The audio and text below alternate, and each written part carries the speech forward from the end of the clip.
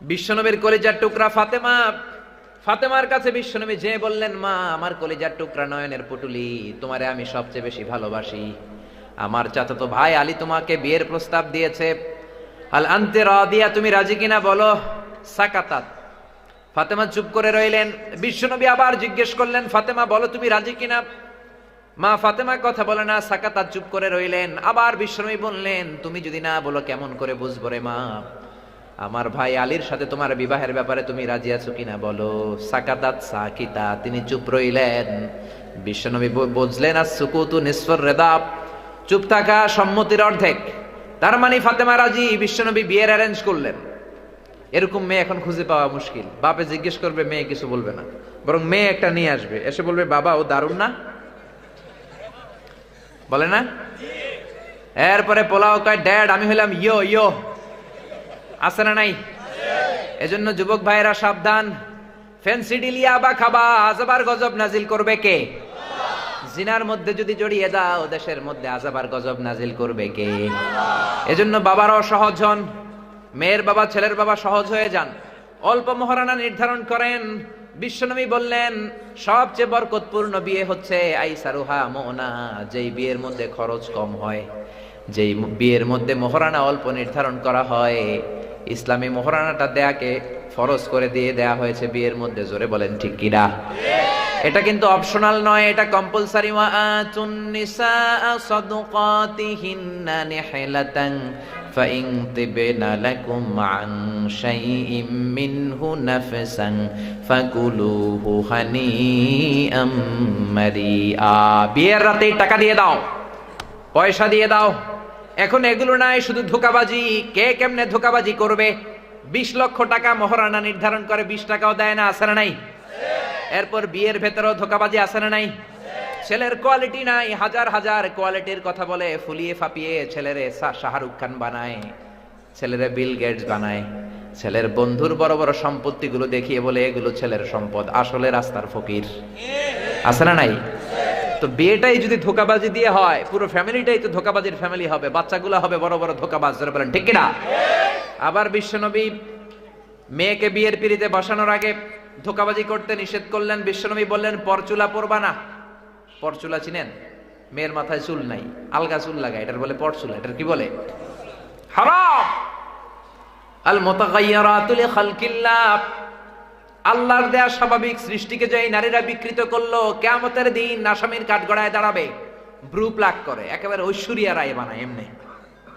তারপরে পশম প্লাক করে, এগুলো হারাম, ঠিক কিনা? আবার অনেক মেয়ের মাথায় চুল কম, বিয়ের আগে মেয়ের মাথায় পরচুলা লাগায়, তারপরে ছেলের সামনে বসায়।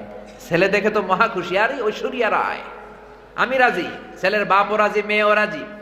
বিয়ে হয়ে গেলে এবার বাসর রাত। স্বামী যখন স্ত্রীর সাথে দেখা করতে গিয়েছে, তখন দেখে আগের চুল মাথায় নাই। কয়, তুমি কে? কয়, আমি তো তোমার টুনটুনি। তুমি আমার টুনটুনি, তো তোমার চুল কই? কয়, চুল নাই, পরচুলা লাগাইছিলাম। শুরু হলো ভেজাল দিয়ে, যেরকম ঠিক কিনা? আবার ছেলেরাও এরকম করে, মাথায় চুল নাই, সালমান খানের চুল লাগায়, আমির খানের চুল লাগায়, অমিতাভ বচ্চনের চুল লাগায়। পরচুলা লাগালে এক একটা ছেলের ফিল্মের হিরোইনের হিরোর মতো লাগে, যেরকম ঠিক কিনা? বিশাল বড় চুল লাগাইছে, মেয়ে পক্ষ দেখতে আসছে। মেয়ে তো মানি পারে না, এখনো বিয়ে করে ফেলে। মেয়েও খুশি, মেয়ের বাবাও খুশি, মাও খুশি, হয়ে গেল বিয়ে। এবার বাসর রাত, ছেলে ঘরে ঢুকেছে, ছেলেরে দেখে মাইয়া দেয় দৌড়। কারণ মেয়ে মনে করতেছে এটা তো আমার জামাই না, পরপুরুষ এখানে আসে গে। ছেলে বলে, ও দৌড় দিও না, ও আমার কলিজার টুকরা টুনটুনি, আমি তোমার আসল বর। তুমি বর, তোমার মাথায় মাল কই, ছাদে মাল কই? চুল কই? কত বড় চুল দেখলাম, ছাদে তো তোমার কোনো মাল নাই। কয়, আসলে আমার মাথার মধ্যে চুল নাই, ওগুলো ছিল পরচুলা। হারাম। জোরে বলেন ঠিক কিনা? বিশ্বনবী বললেন, মান গাশশানা ফালাইসা মিন্না, he is not among us who deceives us, যে আমাদেরকে ধোঁকা দেয় সে আমার উম্মত নয়। জোরে বলেন ঠিক কিনা? এজন্য বিয়েটারে সহজ করে দেন। বিশ্বনবীর জামানায় দুর্ভিক্ষের বছর, এক সাহাবী এসে বললেন, ইয়া রাসূলুল্লাহ, বিয়ে করব, টাকা নাই। বিশ্বনবী বললেন, টাকা না থাকলে কেমন করে মোহরানা দিবা? এই কথা কিসের ভাইজান? কথা বলেন না, হুজুরে নিয়ে আসেন, বসান। টাকা না থাকলে মোহরানা দিবা কেমনে? সাহাবী বললেন, আমি গরিব মানুষ, টাকা পাবো কই? বিশ্বনবী বললেন তাহলে এক বক্স খেজুর আনো, এক বক্স খেজুর জোগাড় করতে পারবে কিনা বলো। সাহাবী বলল ইয়া রাসূলুল্লাহ ইয়া হাবিবাল্লাহ, এক বক্স খেজুর আনা যাবে। এক বক্স খেজুর এনে দিল। এক যুবতীরে বিশ্বনবী বললেন ও যুবতী বিয়ে করবা কিনা বলো। যুবতী বলল করব। বিশ্বনবী খুতবা পড়িয়ে ইজাব কবুলের মাধ্যমে দুইজনের বিয়ে পড়িয়ে দিলেন। আর মেয়েটারে বললেন তোমার স্বামী দরিদ্র, টাকা পয়সা নাই, এক বক্স খেজুর এনে দিয়েছে, মা খেজুরের বক্সটা হাতে নাও। এই এক বক্স খেজুর হলো মা তোমার বিয়ের মোহর। আরো আস্তে কোন সুবহানাল্লাহ। এক বক্স খেজুর দিয়ে বিয়ে হয়ে যায়। আবার এক সাহাবী বললেন নবী বিয়ে করব। বিশ্বনবী বললেন হালে ইনদাকা সাদাক, মহরানা কই? মহরানা নাই। খেজুর আসেনি? কয় খেজুরও নাই। কি আছে? কয় কিচ্ছু নাই, পরনের লুঙ্গি ছাড়া কিছু নাই। বিশ্বনবী বললেন এত গরিব তুমি, কেমন করে বিয়ে করবা? মহরানা তো ফরজ। কয়টা সূরা পারো? সাহাবী বললেন 3টা। জোরে বলেন কয়টা? ওই দিন সকালে এক যুবতী সাহাবী কালিমা পড়ে সাহাবী হলো, মুসলমান হলো। ওই যুবতীরে ধরলেন। বিশ্বনবী বললেন ও যুবতী বিয়ে করবা কিনা বলো। যুবতী বলল করব। বিশ্বনবী এবার যুবতীরে জিজ্ঞেস করলেন কয়টা সূরা পারো? কয় একটাও না, আজকে সকালে কালিমা পড়ে মুসলমান হয়েছি, সূরা কারে কয় এটাই তো জানি না। বিশ্বনবী এই সাহাবিয়ার মধ্যে বিয়ে পড়িয়ে দিলেন। এরপরে দুইজনকে দাঁড় করিয়ে দোয়া করে দিলেন। আর মেয়েটারে ডেকে বললেন মা তোমার স্বামীর কোনো টাকা পয়সা নাই, মহরানা দেওয়ার ক্ষমতা নাই, তুমি কোন সূরা পারো না, তোমার স্বামী সূরা পারে কয়টা? তুমি একটাও পারো না, তোমার স্বামী পারে 3টা। আজ থেকে প্রতি রাতে এশার নামাজের পর তোমার স্বামী একটু একটু করে 3টা সূরা তোমারে মুখস্থ করায় দিবে মা। এই 3টা সূরাই হলো রে মা তোমার বিয়ের মোহর। সহজ না কঠিন? এজন্য খবরদার, সহজ হয়ে যান। মহরানা আমরা বাদ দিছি আর যৌতুক ঢুকে গেছে। জোরে কোন ঠিক কিনা? যৌতুক খাওয়া যাবে? জোরে বলেন। যৌতুক চাওয়া মানে হচ্ছে ভিক্ষা চাওয়া। তুমি যৌতুক না আছে ভাঙ্গা একটা প্লেট নিয়ে মসজিদের বারান্দায় বসো। এই যৌতুককে সুলতানপুরের যুব সমাজের ভাইয়েরা, যৌতুক মুক্ত গ্রাম গড়ার, সমাজ গড়ার শপথ তোমাদেরকে নিতে হবে। জোরে বলেন ঠিক কিনা? যৌতুক যেন না থাকে। বাবা যারা আছেন তারা হাত তোলেন।